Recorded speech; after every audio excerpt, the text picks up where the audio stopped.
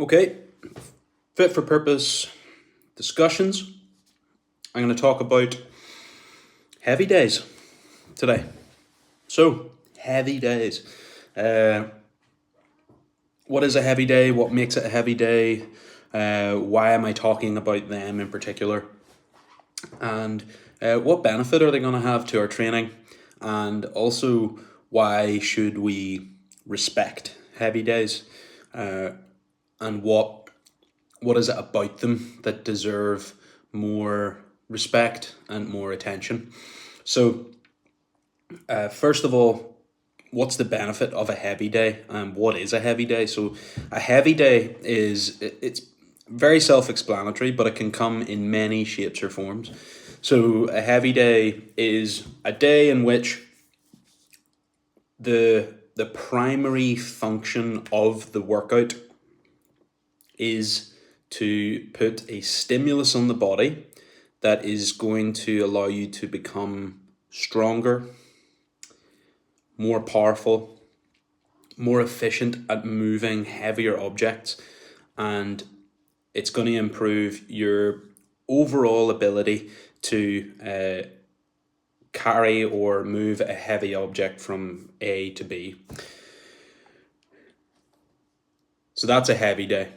What does a heavy day look like? I said before, it can come in many shapes or forms. One of the most obvious ways that you can complete a heavy day is a classic, let's say, for example, 5x5 back squat.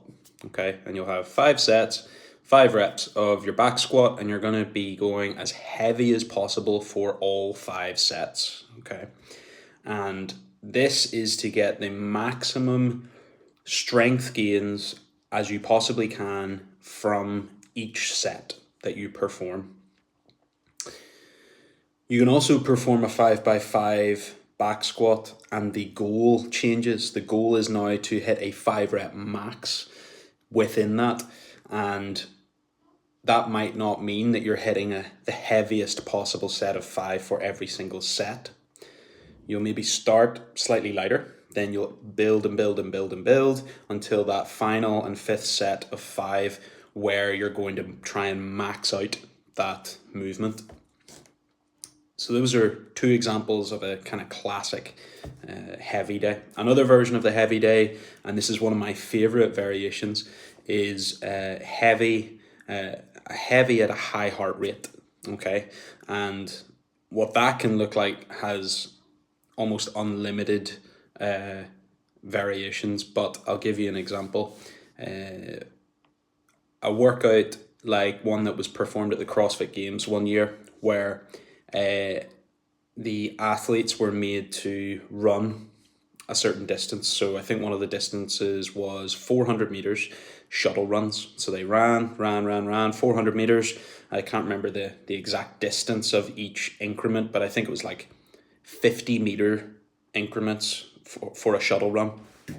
So they went 1, 2, 3, 4, and then they did 8 total out and back. Then when they returned and completed their 400 meters, they then had to move to a barbell, which was, I think it was like 130 kilos for the guys and like 80 or 90 kilos for the ladies.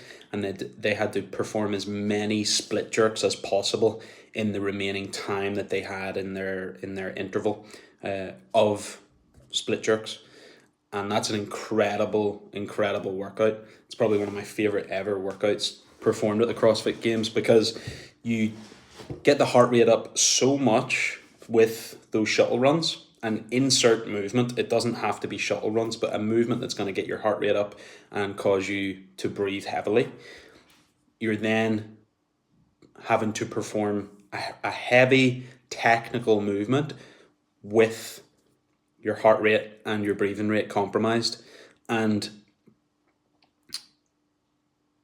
the approach to those workouts are entirely different than the approach to that 5x5 back squat. With the 5x5 back squat, you're taking a big rest. The idea here is you're actually taking your time before each lift. You're preparing yourself, you're getting ready, and then you're hitting your set hard. With this other variation, you have to pick up that barbell even when you don't really feel like doing it. And that requires an incredible amount of focus. So heavy at a heart rate is one of my favorite ways to get stronger, because if you can lift a heavy weight while you're compromised in that way, imagine being able to lift that weight when you have full focus and you feel so much more fresh. So those are heavy days, and you can go at them in many different forms. I'm not going to exhaust the list for now, but those are two really common ways to do them. Why should we respect them? Because the weight's heavy. It's a heavy barbell, which means we have to give that weight the respect it deserves. If we don't respect that bar, if we don't respect the heavy implement, it could be yoke carries, it could be a sandbag, it could be, you name it, anything that's going to put a heavier load onto your body, higher focus is going to be required in order to move it efficiently.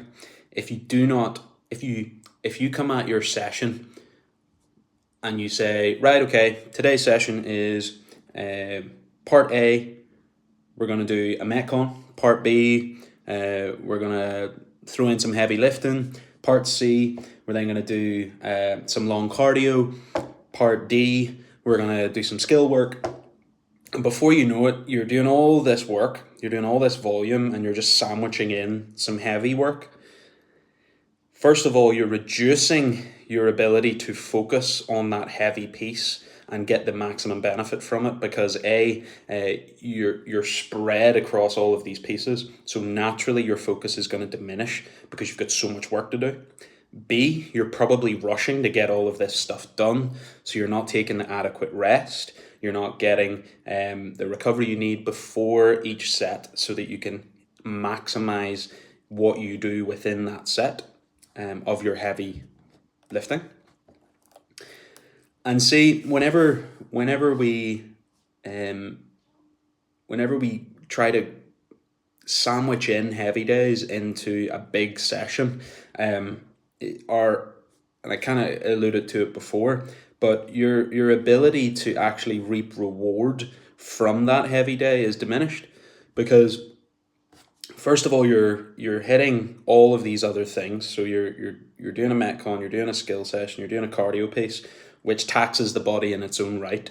So your body's going to be recovering from that. But then you add in all of this, you add in a heavy day, and you're asking your body to recover from a heavy lift amongst all of this other stuff. It just isn't going to recover in the same way. So by respecting the work, the heavy day that you need to do and the heavy session, what that does is gives your body a chance. And I personally feel that unless you are an elite level athlete or even an advanced CrossFit athlete where you've conditioned your body and you've honed your recovery to a point that you can recover from 2 pieces, because even more than 2 pieces, it's very hard to recover from for anybody, even an elite or advanced athlete. Unless you've conditioned your body in that way, you're not going to be getting much out of that heavy session.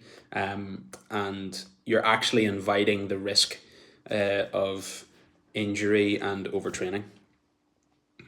So for me, whenever you see a heavy day, whenever you see some heavy lifts, I would laser focus your attention on that. Even if you have other work to do, give everything to that heavy day, reap as much reward as possible from that, and anything else you have to do, you can see that as a lower intensity piece or a opportunity to practice a skill.